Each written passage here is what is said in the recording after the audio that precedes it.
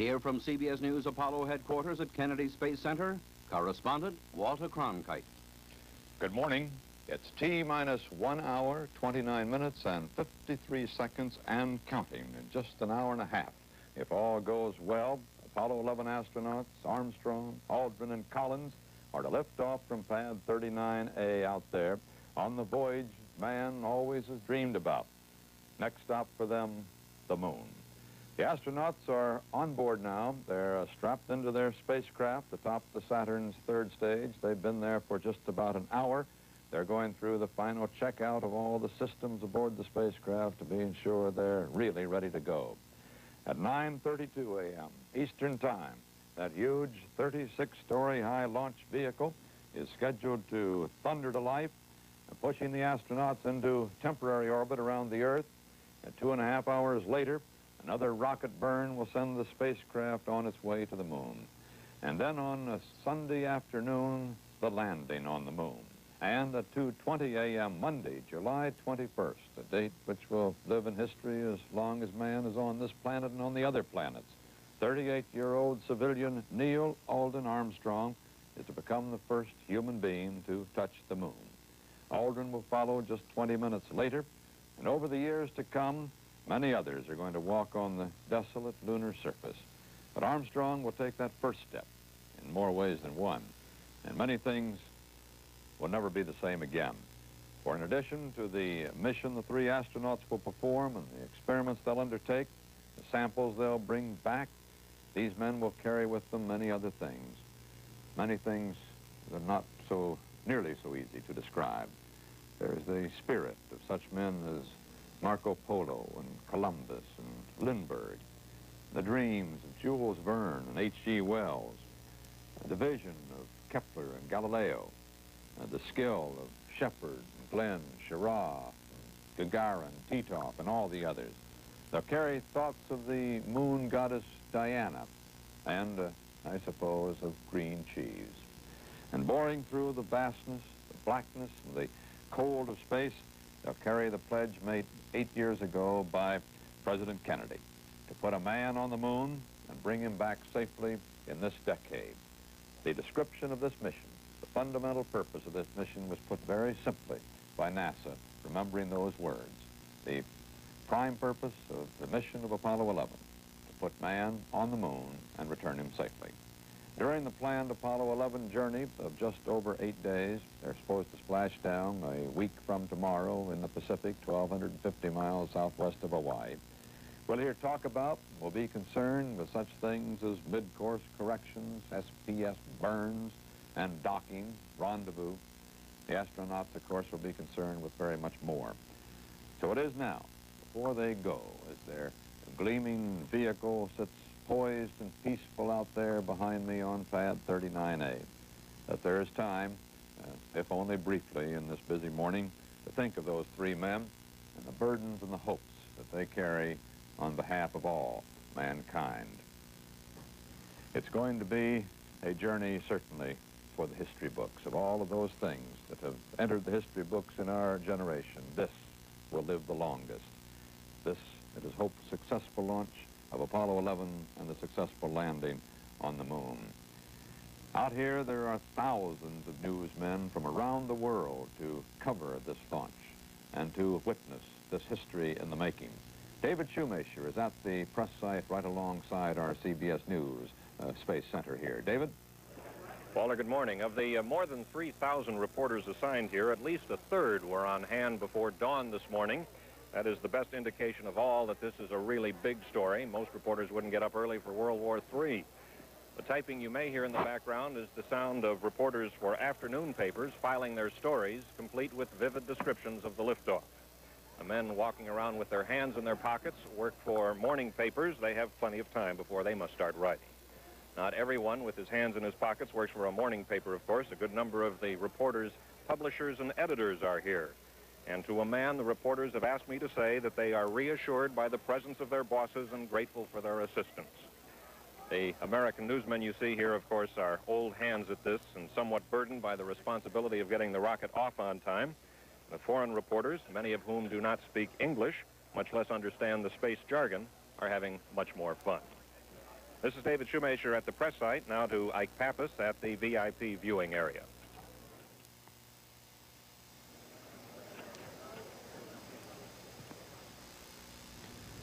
Mike Pappas is at the VIP viewing area, all right, as we saw there, but he was not ready to go, or the technicians perhaps weren't. We'll come back to him very shortly.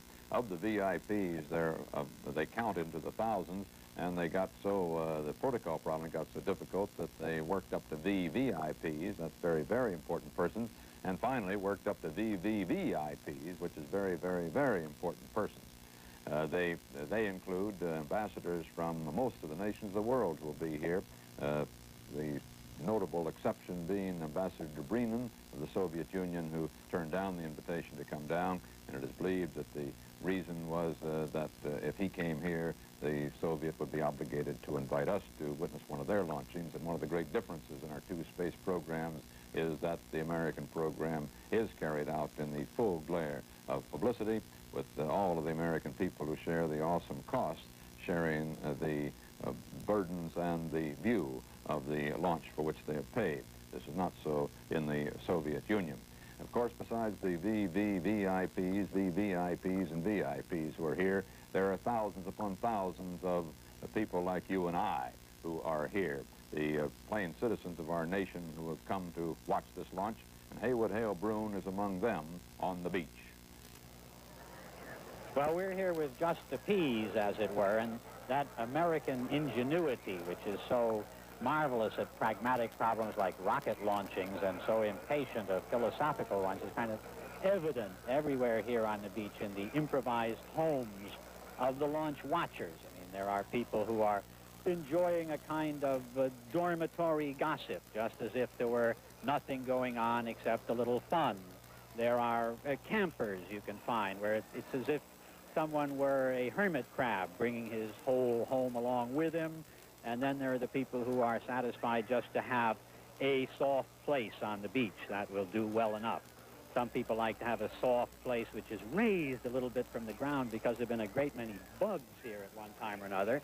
And there are people who have, using that sort of American institution, the automobile, have made the automobile their home for the day.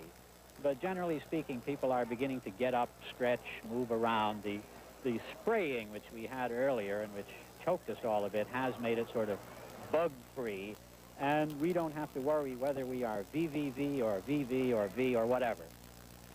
And back to you, Walter, with all the VIPs and with the men going up. It's not the VIPs that are important, Woody, but the DDT. Is that the way you read it? The number of persons who have crowded on those beaches has not been estimated as yet by any competent authority, but it's well in the tens of thousands apparently, nothing like the million that were predicted at one time, which would have brought some 350,000 vehicles to the area, too many to even crowd onto the 11,000 miles of road in this Brevard County, Florida. But there are thousands upon thousands.